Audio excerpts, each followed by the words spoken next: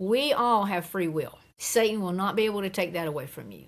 In other words, you have got the choice. Do I want to connect up and be Alexa walking around with my body connected to those satellites? If I choose to do that, and I choose to use that technology that will allow me to become a transhuman to do that, and it severs my frequency that's with my creator, that's my choice. That's why anybody holding somebody down or putting a chip in them, taking a brand and marking them, that will never be the mark of the beast. It is your choice. You have to choose to have this done to you.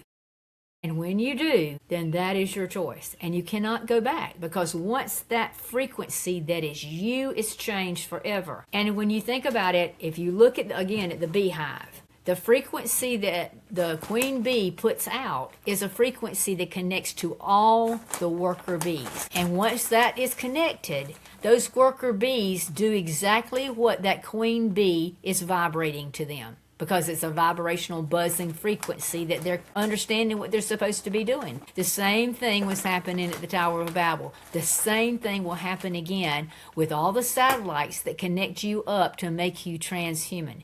It's your choice. How but it's will we not know? something you can be. How will we know what it is, though? If we've taken the vaccine, If you have we've the taken vaccine, the V, how are we going to yeah, know that we're going to get that will. connected? What choice are we going to be given? Right, that would not be the way that you would connect a person up. You've got to choose to be connected. In other words, you're going to know that you've got that choice to be connected to that frequency, to be connected up, to go to using the body in a way that God did not intend it.